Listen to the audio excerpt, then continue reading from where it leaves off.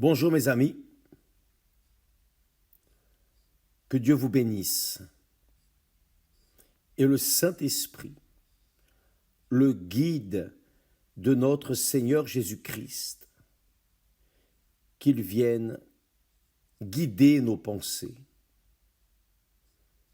notre méditation, qu'il vienne guider nos yeux spirituels, afin que nos yeux physiques puissent voir la parole de Dieu, la comprendre dans toute son extension, dimension, pour que notre être vienne resplendir ici sur terre, déjà dans le présent siècle, l'image de Dieu. L'image de Dieu. Vous savez que les yeux ne se fatiguent pas de voir, n'est-ce pas vrai? Les yeux ne se fatiguent jamais de voir.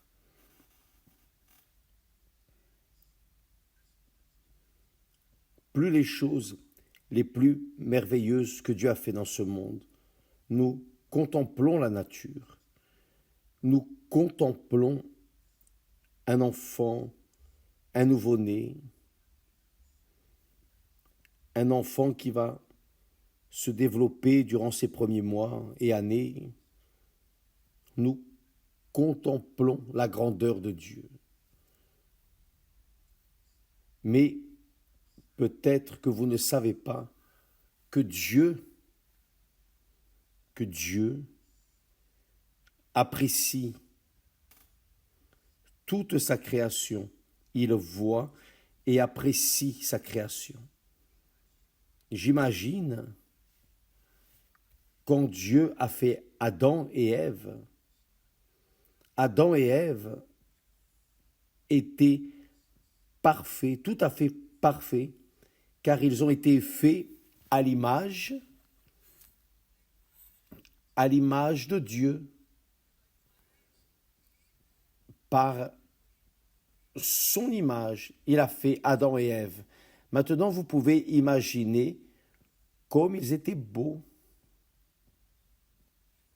parfaits, sans aucune tache, sans verrue, sans aucun défaut, rien, absolument rien.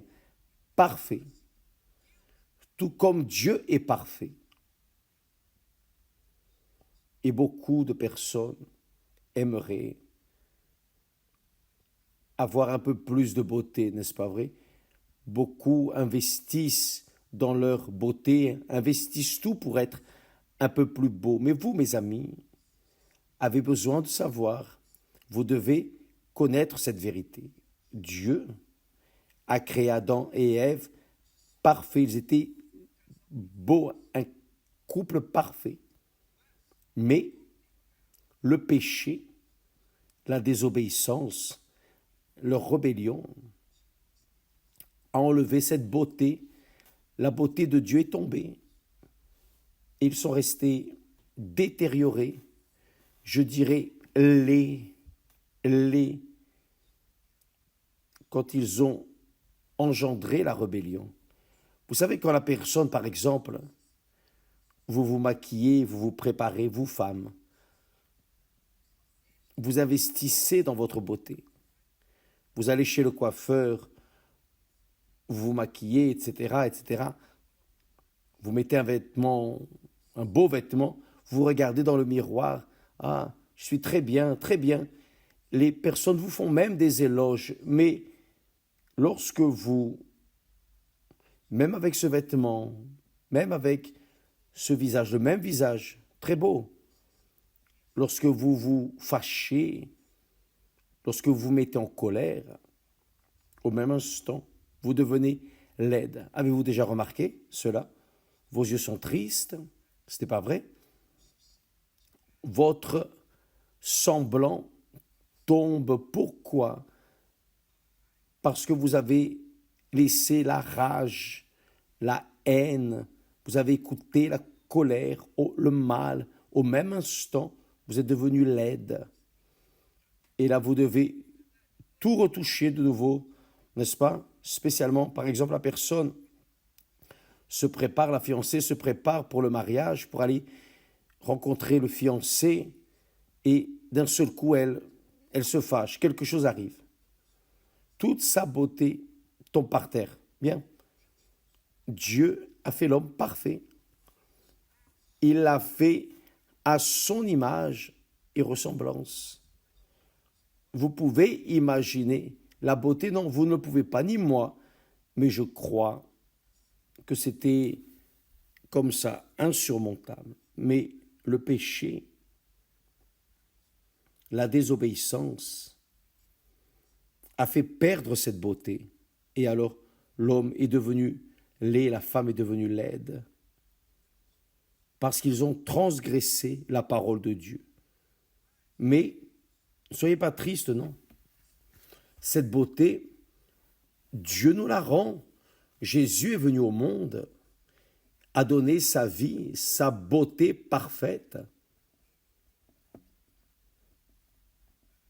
Il l'a livré pour porter notre péché, nos dégoûts, nos tristesses, nos colères, nos transgressions. Il a porté sur lui, il a rassemblé dans son corps, il est devenu laid, complètement défiguré. Jésus est resté défiguré. Jésus était parfait, beau. Mais quand il a pris le péché de l'humanité, il est resté défiguré. C'est ce qui est arrivé sur la croix. Mais lorsqu'il est ressuscité, là oui, cette physionomie, cette belle physionomie est revenue, la beauté de Dieu, l'image de Dieu. Et il veut faire cela avec vous. Il veut le faire avec nous tous. Peu importe si vous êtes né avec des défauts, un seul œil, le nez tordu, si vous êtes né aveugle, enfin, si vous êtes né comme vous êtes né, peu importe, comme vous êtes né, si vous êtes beau, peu importe. Mais lorsque vous recevez le Saint-Esprit, qui est l'esprit de la joie, qui est l'esprit de la paix d'abord, ensuite de l'allégresse, alors revient l'image, la première image d'Adam et Ève. Parce que l'image de Dieu fait passer vers vous l'image d'une personne divine. Cette image divine, vous l'extériorisez sans avoir besoin du toucher de la main humaine. Naturellement, vous devenez beau, naturellement. Pourquoi? Parce que l'image de Dieu vous fait refléter en vous. Quand la personne naît du Saint-Esprit, d'eau et du Saint-Esprit, elle est esprit, elle est spirituelle. Donc, elle porte l'image de Dieu. Et cette image est notoire. Nous allons parler à ce sujet durant ce temps et peut-être demain. Dieu aime la beauté, vous le saviez? Saviez-vous que Dieu a un goût parfait, épuré? Voyez bien, quand le peuple d'Israël a demandé un roi, qu'il voulait avoir un roi comme les autres peuples, et Dieu est resté triste, parce que qui le dirigeait, c'était le propre Dieu à travers les prophètes. Mais le peuple voulait un roi. D'accord, tu veux un roi? Dieu est allé chercher un roi pour Israël. Devinez quel genre de roi Dieu est allé chercher pour le représenter comme roi d'Israël. Devinez. Ici, il est écrit dans la Bible que Saül, un jeune homme, la Bible dit qu'il était si beau que parmi les enfants d'Israël, il n'y avait pas un homme plus beau que lui. Avez-vous déjà pensé? Saül était un bel homme, mais vraiment beau. Il était un homme, je dirais, désirable. Le texte donne même un détail ici. Il dit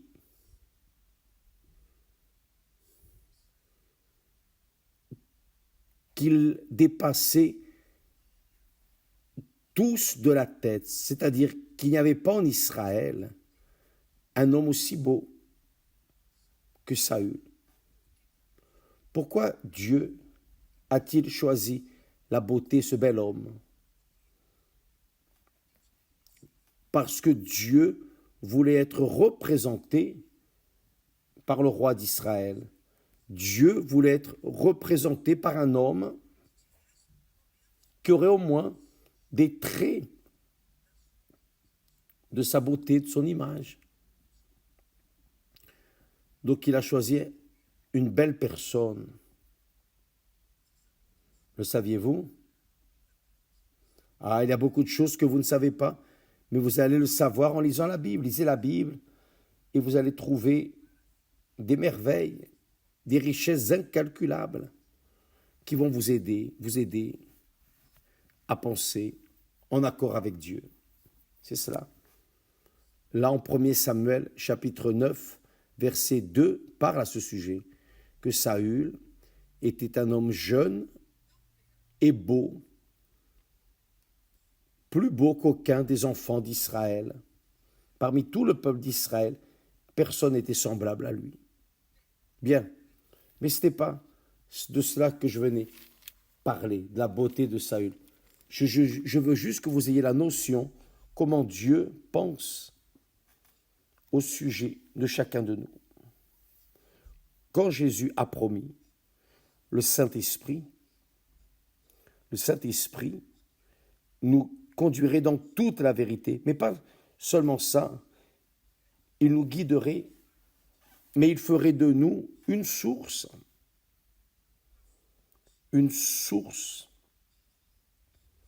de fleuves vivants, d'eau vive. Avez-vous déjà vu une source? C'est beau. Fait jaillir cette eau pure, peu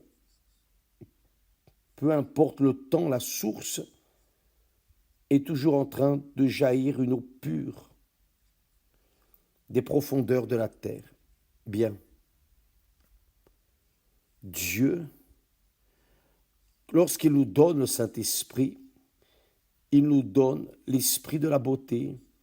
Et quand la personne reçoit le Saint-Esprit, elle a une beauté inimaginable, une beauté spirituelle, une beauté divine, parce que l'Esprit de Dieu prend possession d'elle. Et elle a une image pacifique, heureuse, le semblant de la personne qui a le Saint-Esprit est un semblant divin. Elle n'a même pas besoin de parler, sa physionomie transmet déjà la présence de Dieu. Cela doit arriver avec tous ceux qui reçoivent le Saint-Esprit. Lorsque vous avez reçu le Saint-Esprit, ce n'était pas par la beauté physique que vous allez la voir, mais une fois que vous êtes une citoyenne du royaume des cieux, alors les citoyens du royaume des cieux doivent avoir une expression divine ici sur terre. Cette terre est immonde, mais les enfants de Dieu resplendissent. Les enfants de Dieu exhalent le parfum de Jésus. Les enfants de Dieu portent l'image de Dieu parce qu'ils sont enfants de Dieu. Les enfants sont l'image des parents, n'est-ce pas? Bien, ce n'est pas ainsi. Peut-être que vous êtes né avec l'image de votre mère, de votre père, enfin, des traits de votre père, des traits de votre mère, ce n'est pas ainsi?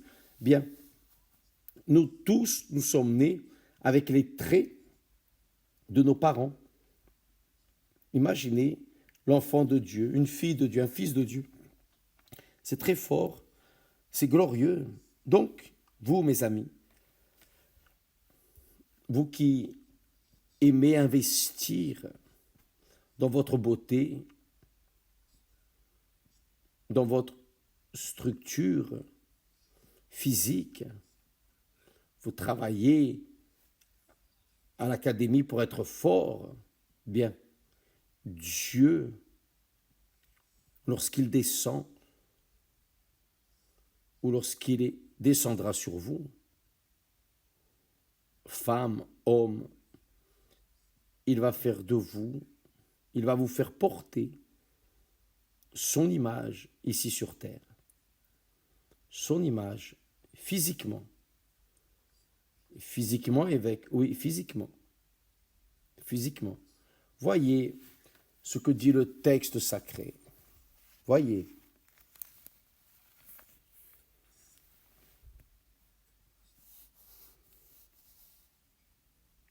Ainsi est-il écrit. Le premier homme, Adam, a été fait âme vivante. Et l'âme, vous savez, l'âme, c'est le cœur, le sentiment, la sensibilité. Donc, quand cette âme est fâchée, elle reste triste, déchue. Quand cette âme est heureuse, elle reste belle. Quand cette âme est préoccupée, cette âme montre cette préoccupation, ses yeux montrent la préoccupation. Adam devint une âme vivante, c'est-à-dire l'âme qui oscille. Mais le dernier Adam, se référant à Jésus, est devenu un esprit vivifiant, c'est-à-dire l'esprit qui donne la vie, qui transcende tout ce qu'il y a dans ce monde. Il donne la vie. Et là, il dit, le premier homme tiré de la terre, Adam était fait de la terre. La poussière, il était poussière. Le premier homme tiré de la terre est terrestre. Le second homme, se référant à Jésus, est du ciel et esprit. Donc, ainsi comme les hommes terrestres sont terrestres, ce qui vient du ciel, qui naît de Dieu, est céleste. Céleste. Donc, ce qui naît d'eau et du Saint-Esprit est céleste. Il n'est pas extraterrestre, il est céleste, c'est-à-dire qu'il vient du ciel. Il vient des cieux. Donc, il porte obligatoirement, il porte l'image du céleste qui est Dieu. Donc, j'explique de nouveau. Quand une personne reçoit le Saint-Esprit, le baptême du Saint-Esprit, elle reçoit l'Esprit de Dieu, l'Esprit de la paix. Cet esprit de paix, de la paix,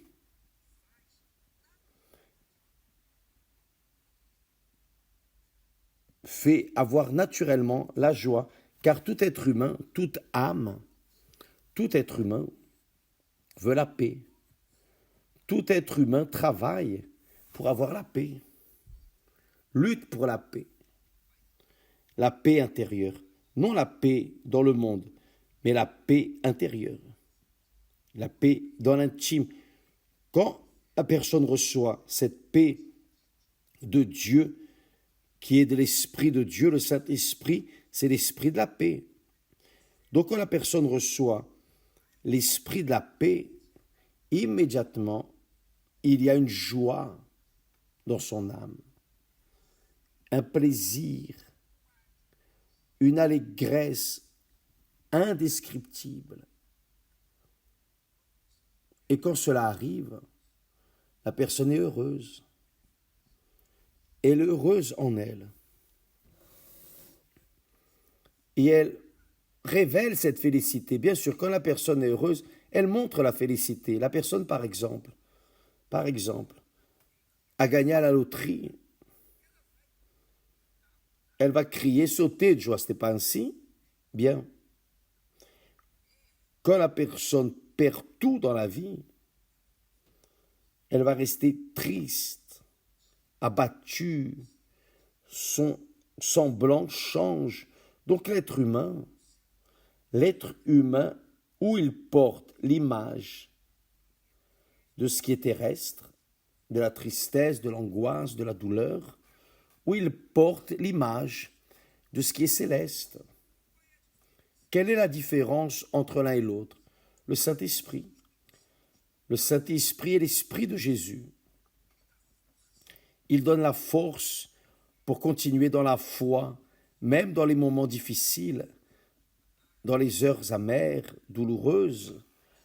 Le Saint-Esprit est là, soutenant, consolant, réconfortant, de telle manière que la personne se rénove en elle. Ce n'est pas elle qui se rénove, mais l'Esprit qui est en elle rénove ses forces et elle est toujours en paix avec elle-même et par-dessus tout avec Dieu. C'est l'image de Dieu. Vous avez déjà dû noter, vous qui avez reçu le Saint-Esprit, vous avez déjà dû noter que la personne arrive vers vous et dit « Oh, tel, je ne sais pas, mais tu transmets tellement de paix, tu transmets un air si heureux, j'aimerais avoir ce bonheur. » Quelqu'un vous a-t-il déjà dit cela?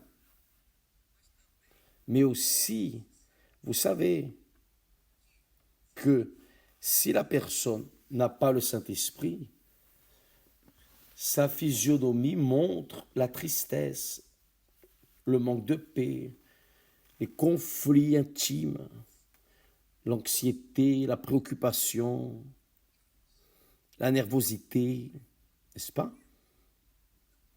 Donc, quand elle porte cela en elle, sa physionomie tombe, elle se prostre, elle a cessé d'avoir l'image de Dieu pour avoir l'image de ce qui est terrestre, de l'être humain, né de la chair.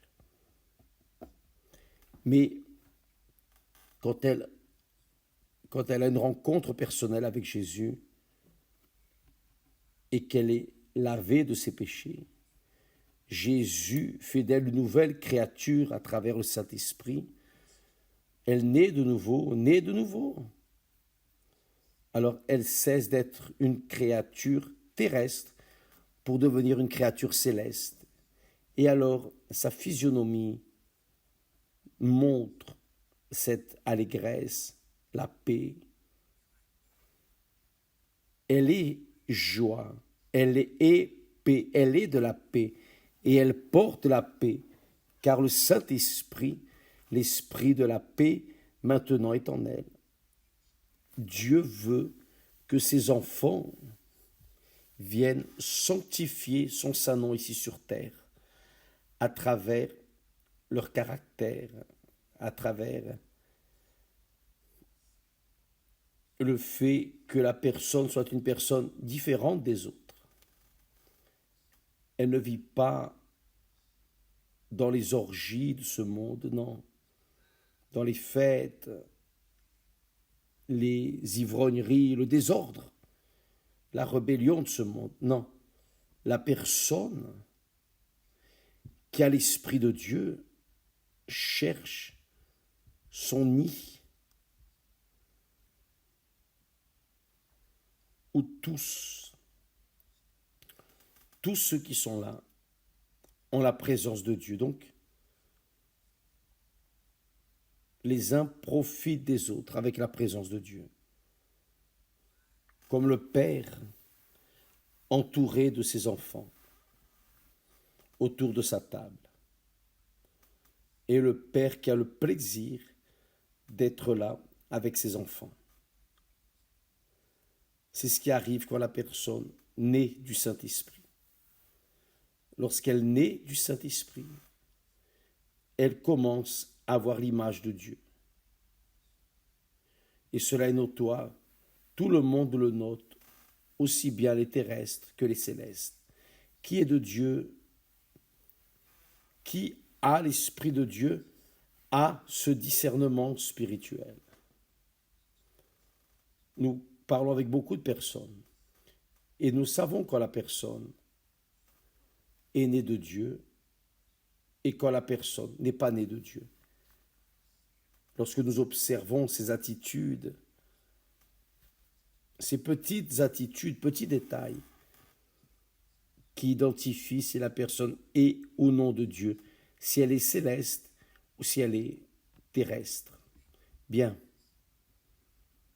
c'est ce que j'ai à vous donner pour l'instant. Quand la personne reçoit le Saint-Esprit, il est clair qu'elle sera représentante de Dieu ici sur terre. Donc elle doit porter l'image de son Père. Et ainsi, portant l'image de son Père dans son caractère, sa physionomie, dans sa transparence, dans sa perfection de caractère, le nom du Seigneur Jésus est sanctifié dans sa vie. Cela vaut plus qu'un tas de louanges, de cantiques, etc., comme beaucoup de personnes font. Avez-vous compris, mes amis? Demain, nous parlerons plus, si Dieu le permet ainsi. Mais pour l'instant, reste là l'image de Dieu et l'image de ce qui est terrestre. Je ne sais pas quelle est l'image que vous portez. Je ne sais pas. Je ne sais qu'une chose. Si vous avez l'image de Dieu, vous avez compris parfaitement ce que j'ai dit. Si vous n'avez pas l'image de Dieu, vous n'avez pas la compréhension de Dieu, probablement que vous restez plein de doutes. Mais pourquoi ceci, pourquoi cela? Et vous devez naître de nouveau pour pouvoir comprendre le langage céleste et posséder l'image céleste, l'image éternelle. Que Dieu vous bénisse tous et à demain au nom du Seigneur Jésus-Christ. Amen.